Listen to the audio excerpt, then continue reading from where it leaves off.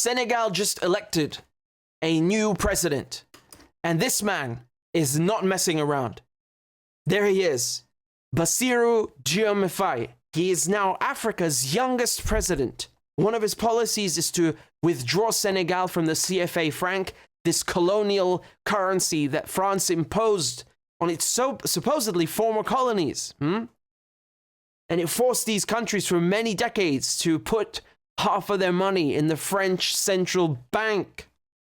He is very popular with the electorate, with the Senegalese youth, because the youth in Africa are switched on. They oppose France, they oppose colonialism and neocolonialism, and they want Africa for Africa. But I want to show you a member of his party who was actually imprisoned along with him not even a month ago. Okay, and I want to show you, his name is Ousmane Sonko, and I want to show you a speech that he gave. People have been posting this all around the internet thinking that this is the president, that this Mr. Sonko is the president. He's not the president, and I want you to listen to what he has to say. It is high time for France to lift its knee off our neck and put an end to this unjust oppression. Centuries of misery, human trafficking, colonization, and neocolonization have caused immeasurable suffering. It's time to put an end to this cycle of oppression. It's high time for France to leave us alone. It's time for France to take a cue from its European neighbors and learn a valuable lesson in independence. Germany is the leading economic power in Europe, significantly surpassing France, which is ranked as the third or fourth largest economic power globally. Germany does not exploit any country, any colony. I can mention Italy, I can mention Spain, who had colonies before, but who do not exploit anyone, who do not interfere, who do not impose leaders in their former colonies. On what grounds does France believe it can continue to impose leaders on us and make choices on our behalf? This must come to an end. And the emerging Africa, the African youth, the African elites, and the African diaspora all stand united in saying no, it cannot continue any longer. France's hypocrisy is evident and pervasive in daily life. Let's examine the cases of Mali and Chad as prime examples of this hypocrisy. In Chad, where the constitutional process has been interrupted, France applauded and its president visited to officially consecrate the new king's coronation ceremony. In Mali, where it is not the constitutional process that has been interrupted, but the transition process, France has condemned and even packed up its things to say that it is leaving Mali. That's hypocrisy. It's the double standard. It is the double language that France employs in its dealings with Africa. During our questioning of Mr. Jean-Yves Le Drian regarding the situation in Ivory Coast and France's decision to allow a third term, he provided a clear explanation. He stated that while he accepted the third term for Ouattara, he refuses it for Belarus. He emphasized that France has condemned the situation in Belarus and has actively encouraged the European Union to do the same. Le Drian explains that in Belarus, millions protested, unlike Ivory Coast, where there were no mass demonstrations on the streets. This is how France deals with African issues. Personally, we expect absolutely nothing from France. We desire her to cease meddling in our matters so that the people of Senegal can exercise their freedom of choice rather than being influenced by France's selection of a candidate using the tactics we are aware of. We begin by targeting individuals, adorning them with the Legion of Honor or a similar knightly rank, enlisting them in Masonic lodges, and informing them to prepare themselves as they will be next in line. Even the hypothesis that Macky Sall may not succeed, we know who is being prepared by France. This must come to an end. It will not occur in this manner any longer. Let's be clear. We have absolutely nothing against the French people. In France, both political and citizen voices are rising to hold and express the same discourse as the one I am currently presenting to you. For example, the deputies, such as Mrs. Frédérique Dumas, who regularly speaks on the platform of the Assembly, who regularly writes to the Minister of Foreign Affairs, since she is a member of the Foreign Affairs Committee, to raise this unfair behavior of France towards Africa hold the same speech as us. The same Mr. Jean-Luc Mélenchon, Jean-Paul Lecoq, André Chassaigne, all deputies, hold the same discourse as us and hundreds of other voices. The NGOs, like other non-profit organizations, are doing remarkable work in the same direction. We strongly urge France to listen to the voices that speak to it about our plan for a more collaborative, fairer, and sustainable partnership between Africa and France. It is crucial that we work together towards a future that is equitable, just, and environmentally conscious. If she listens, I believe we'll have beautiful days ahead in our collaboration together. If he doesn't know how to cut it, thinking he can continue to function like in the time of our grandfathers, this African youth no longer accepts it. France must make preparations for a definitive break and completely withdraw from Africa. Africa belongs to Africans, not France. She belongs to no one else, neither China, nor the United States, nor anyone else. Exactly. Amen. Exactly. And the same of the Middle East. The Middle East belongs to no one but the Arabs, the real Arabs, not the ones who enlist in these, Masonic lodges and receive knighthoods and favors from the French and the British and the Americans. To me, I love hearing this because I think this guy is about my age. I don't know. I'm just guessing from, the one video that we watched. But what he said is correct, like the youth, us, we are interested in decolonization. When we say that, we really mean it. Before, it was difficult. It was much more difficult. I understand that in 45, it was much more difficult. Look at the Vietnamese, look at the Algerians. They really lost millions of people trying to decolonize from the French. So it's easier said than done, but we're doing our best. And the fact that he won, it has the French scared. Let me play you a video from French TV. I'm going to translate for you. It's so funny. It's so funny. I think you can already guess what they're going to say. You already know what they're going to say. Before I play it, I'm going to wait like 30 seconds just to see what you guys guess. Tell me in the comments right now what you think they were going to say about him and his party coming to power. Remember, this is Sonko, Mr. Sonko, Ousmane Sonko. He's not the president, but he is one of the more known figures in the new president's camp. So some of you are saying the French will accuse Senegal of Russia, of being with Russia, something racist, that he is a terrorist, that it's a Russian plot. Yeah, you kind of got it. You kind of got it. That's the gist of it. Let's play. Nouvelles industries pétrolières et gazières, ou est-ce qu'il va réussir à imposer? Il va redistribuer un peu. Est-ce qu'il va redistribuer les richesses? Est-ce qu'il va être à la hauteur de toutes ces promesses qu'il a tenues? Un homme charismatique. Sénégal. Okay, so they're saying, well, is he really going to be able to, deliver on these promises that, well, we have to see. On parle d'Ousmane Sonko.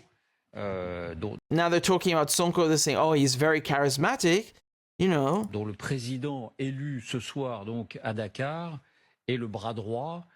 Yeah, right, and they're just explaining that he's the right-hand man of the president. The one I just played to you, right, Sonko. Mais c'est Ousmane Sonko, charismatique, grand orateur, qui fait figure de vrai patron. Certains avaient dit que dès que, effectivement, Bassirou Diomaye Faye arriverait au pouvoir, il allait casser l'interdiction de se présenter et refaire des élections pour permettre à Ousmane Sonko d'être président. Right, so they're accusing him, well, they're repeating an accusation that as soon as Bassirou gets to power, he's going to change the rules so that Sonko can run in his place and be the president. Some weird nonsense. Non, mais juste, première question, est-ce que ça va rester une démocratie? Parce que... So she chimes in, she says, first question, is it actually going to stay a democracy? On a vu quand même fondamentalement qu'il y a ce type de régime. Après, ça peut basculer la personnalité. Et puis la question, c'est le lien avec la France. Ça continue. Je veux dire, on est dans... And she says, well, with this kind of regime, she already says the word regime, things can change very easily depending on the person, or rather personality, the figurehead. And then she says, and how is the relationship with France going to continue? That's what she's really interested in, that money, those African resources, huh? Dans une dégradation de notre présence en Afrique qui est extrêmement inquiétante. Et là, c'est un des plus grands pays, des pays leaders. Oui. She said France is, well, its presence in Africa is well, she didn't say slowly coming to an end, but she said that it's their presence in France is, France's presence in Africa is falling apart. Ça continue. Je veux dire, on est dans une dégradation de notre présence en Afrique qui est extrêmement inquiétante. Et là, c'est un des plus grands pays, des pays leaders. Oui, donc il faut vraiment s'y intéresser de près. Pascal? Le pétrole peut être, enfin, les hydrocarbures peuvent être une malédiction. Oui. C'est pas nécessaire. Now he's saying, oh, well, you know, petrol, oil, basically, and these natural resources, they can be, you know, very bad. Why? Let's go on to hear what he said. What he goes on to say. C'est pas nécessairement un outil de croissance. He said it's not necessarily, you know, something that promotes growth. On constate une espèce de symétrie entre l'augmentation de la richesse, notamment géologique, et l'avancement des dictatures ou des régimes autoritaires. He says that there's a correlation between the discovery of natural resources and the rise in dictatorships. So he's yeah, you know why? Because the American and the European corporations, they see, oh, look, there's some oil. Let's go and take the oil. And then people get pissed off and they elect someone who is very direct, authoritarian, says, fuck off out the country. And then you have wars, right? Where the imperialists say, oh, look, there's no human rights over there. This guy's a dictator. Look how he treats his people. He's a this and that. He threw a baby out of a window. He kills puppies. You know, quick, let's go attack him, bomb him. Man, they're so typical of these blockheads. There's such a bunch of blockheads. They're so funny. Look at him sitting there with their stupid goddamn posture. Puissant de la France, oui. Il y a aujourd'hui une vraie tentative de la Russie de nous sortir de tous ces marchés. Russia. Now it's about Russia. He says, oh, well, about France's presence, you know, the Russians, there's a real attempt by the Russians to kick us out of these markets. This is what Africa is to them. This is what other countries are to the imperialists. They don't see countries on a globe, on a map, as, you know, sovereign, authentic, legitimate, foreign lands. No. It's a market. It's a market. Who can we do business with the easiest? Are you good for us? Good. Here's a knighthood. Here's a medal. Oh, you're not good for us? Here's some bombs. Les Russes arrivent sur ces marchés, qui étaient des marchés traditionnellement français, vendaient des céréales notamment, dans ce pays, mais dans d'autres.